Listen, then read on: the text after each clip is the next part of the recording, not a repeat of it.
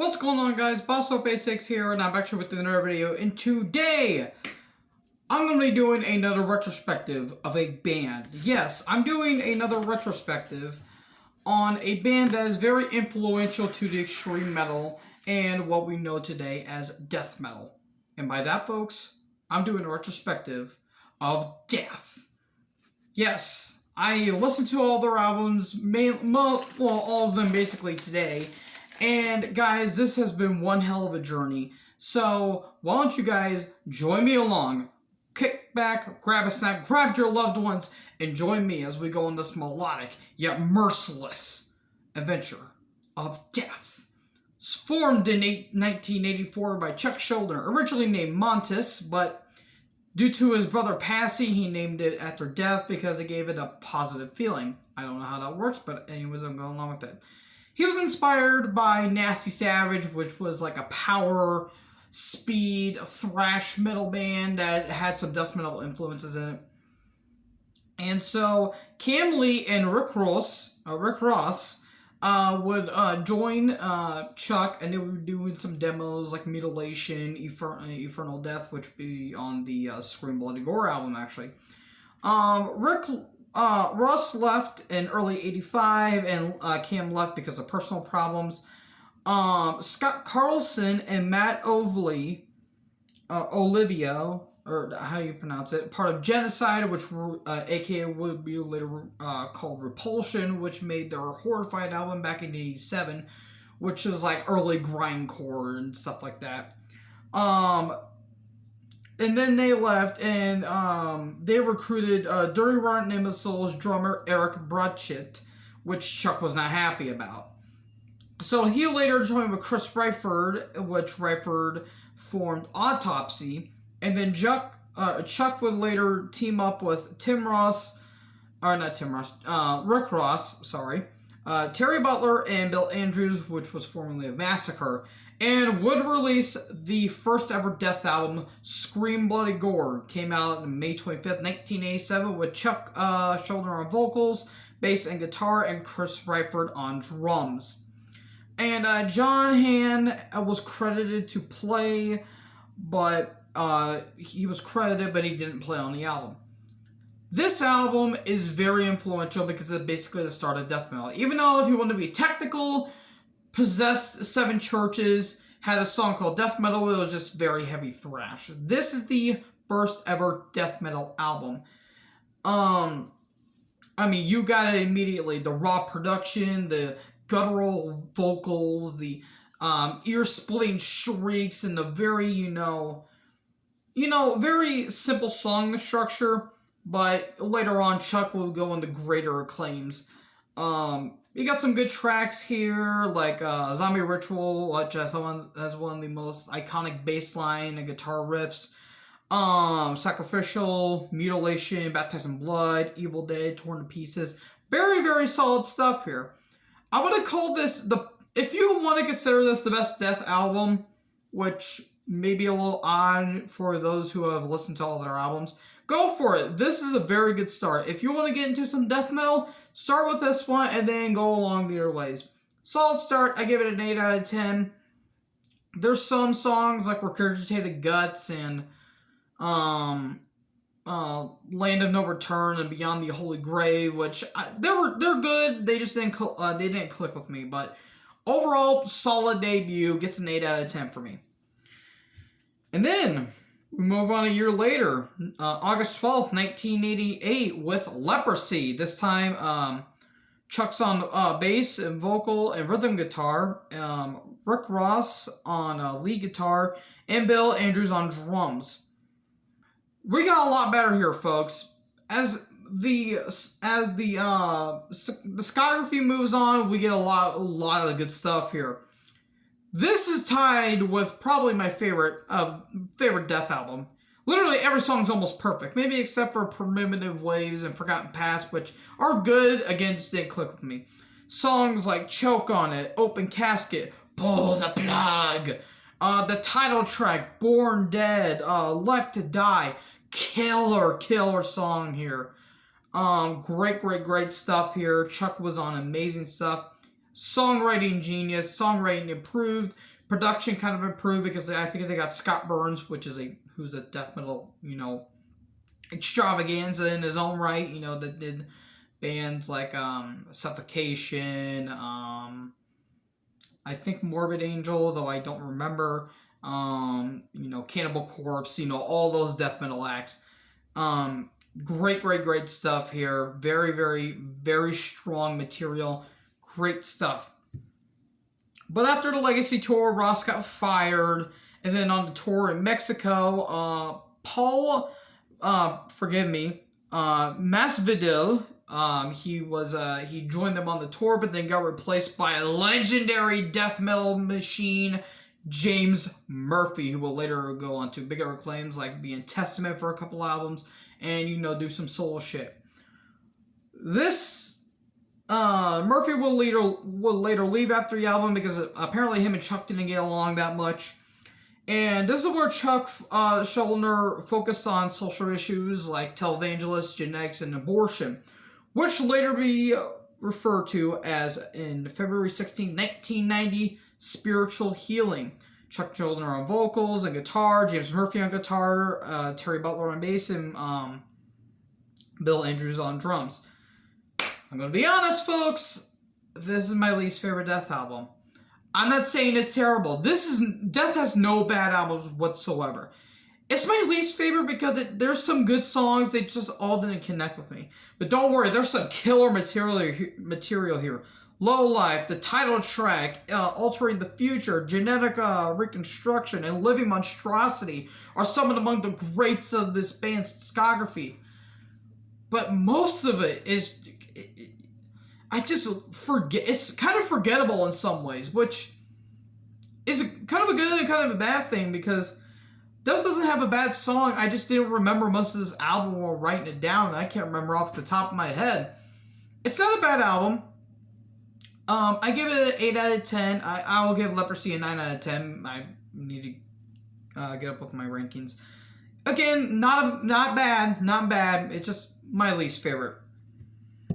So, in 1990, after this album, Chuck didn't travel due to travel issues, and everything was unorganized, and he was also dealing with some personal issues as well, which Bill and Terry continued to tour because of contractual obligations, and the recruiter roadies Walter Trexler, who will be on guitar, and Louis Carzales, on vocals, and that pissed Chuck off. I wouldn't blame him. And then Schuldiner scrapped up the plans for a meetup, and Masvidal joined the band, and Chuck hired one of the best bass players of all time, the frontless wonder himself, Steve DiGiorgio, who would be in bigger acclaims, like, again, he is in Testament now, and I think he's going to be playing bass on Megadeth's new album, which, that's going to be good shit right there. And they recruited Sean Rightford from Cynic, who passed away later on. It's a shame because this guy was really, really good. This will all culminate into 1991 on August 22nd, Human. Steve DiGiorgio on bass, Chris Rightford on drums, or Sean Reinhardt on drums, I apologize. Paul Masvidal on lead guitar, and Chuck Schuldiner on vocals and rhythm guitar. This is tied with my favorite Death album. I just love, almost every song is perfect on here, folks. Great songwriting. It even has a Kiss cover, God of Thunder. It's cheesy as hell, but I enjoy it. I didn't write it down, but you got Suicide Machine, Secret Face, Lack of Comprehension, See-Through Dreams, a Cosmetic Sea, which is an instrumental which kicks ass, Vacant Planets, Flattening of Emotions, stellar songwriting. This album kicks ass, and I love every single minute of this album. This album is just mind-boggling on how beautiful this album is. It is tied with my favorite Death album. It's technical, but progressive. A little more on the technical side, because Sean Reinhardt is a beast. I mean, just check him out on Focus or Traced in Air, which is kind of progressive death metal within itself. Dude's an absolute machine. This album, it kicks ass. I don't even have to say any more about it. But unfortunately, the relationship did not last, because after Human, DiGiorgio, with the part to be in his band Sadus, and who he was primarily in that band, and Scott Carino, a video new bassist, and Chuck Schuldiner fired his manager Eric Greif after spiritual healing, but rehired him before Human, which resulted in a whole bunch of bunch of legal battles and a lot of courtroom dates, and Chuck just wanted to go out and start touring, but they eventually got over it. So then in '93, Reinhardt and Masvidal left to be in Cynic, and then Chuck Schuldiner got Death Angel just beast, the atomic clock himself, Gene Hoglan, who, again, like Steve DiGiorgio, is currently in Testament. He worked in Death Clock, Fear Factory, and Malibu of a lot of other things. And, what else do we have as a guitarist? Oh, how about we get King Diamond guitar assassin, Andy LaRocque, on guitar. And folks, that will lead to, on June 22nd, 1993, Individual Thought Patterns. Chuck Schuldiner on guitar and vocal, Andy LaRocque on guitar, Steve DiGiorgio on bass, and Gene Hoglan on drums. Holy shit, what a lineup! This, again, is kind of my favorite Death album. Human's a 10 out of 10. This may be a 10.5 out of 10. It's progressive, but it's so heavy at the same time. Chuck Schuldiner's vocals are just immensely powerful throughout this album. Songs like Overactive Imagination, Inhuman Form, Trapped in a Corner, Mentally Blind, the title track, The Kick-Ass Philosopher, and Destiny. What else do I have to say that hasn't been said about this album, folks? It's awesome. It's progressive. Just perfection in every sense of the word. Again, this relationship did not last. Again, because Andy left to go be in King Diamond. Chuck hired Ralph Santolo for the tour, and in '94, Death split with Relativity and signed with Roadrunner Records. And then Ralph and Steve DiGiorgio got switched for Kelly Conlon and Bobby Colby. And then, what would be immense, in March 21st, 1995, we have Symbolic. Again,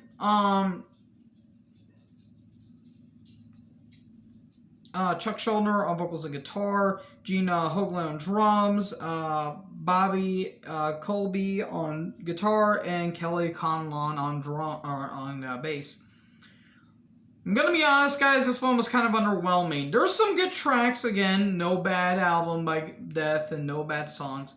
The title track, Zero Tolerance, Crystal Mountain, Misanthrope, 1000 Eyes, and Empty Words is just killer without. But again, at the same time, it's kind of meh considering the beast that we had in Individual Thought Patterns and frankly what's next to come. It kind of suffers from inner child, like between child syndrome, like Ramones Leave Home, or Motorhead's Kiss of Death, or hell, even Motorhead's Bomber. All that stuff. Just great stuff, but again, kind of lackluster in some ways, but then again, nothing's real lackluster about that. Which brings me to the final album. After the Symbolic, Chuck broke up Death because of tension with Roadrunner, and honestly, we were getting into the 90s, and nu metal was starting to become a thing, and Roadrunner likes that moolah. So Chuck focused on Control Denied, which I think is kind of like a thrash death band. They released their first album because they did a shit ton of demos. Released their first album, I think it's called The Fragile Act of Existence in 1999. And they were going to work on another one, but unfortunately, I'll get to what happened. So after that, Richard Christie and Shannon Hamm and Scott Clendenin, I think that's how you pronounce his name, would join Chuck on their 7th and final album, The Sound of Perseverance, released on August 31st, 1998. Symbolic, it gets an 8 out of 10. This is a 9.5 out of 10, folks. This is killer stuff. And a lot of people say it's their least favorite for some reason because they think it's too progressive. Well, currently you haven't listened to the Latter Day Iron Maiden albums. Chuck Schuldiner on vocals and guitar, Shanahan on guitar, Scott is on bass, and Richard Christie on drums. Guys, I listened to this album before at work, and I was in awe of it. It has Painkiller, and it's the most macabre thing in the world, and I love it. Spirit Crusher, Scavenger of Human Sorrow, Bite the Pain, Flesh in the Heart Holes, Tell a Story, Voice of the Soul. Fantastic shit here, folks. I love this album. It's their longest album. I get it. I know why people want to get it because it kind of draws out a bit too much. Who gives a shit? I think it kicks so much ass. But unfortunately, the lovin' was not to last, because after Sound of Perseverance, Chuck put death aside and focused on Control Denied. But after the first album, Chuck was diagnosed with brain cancer and forced to scrap plans for tours for the US and Canada.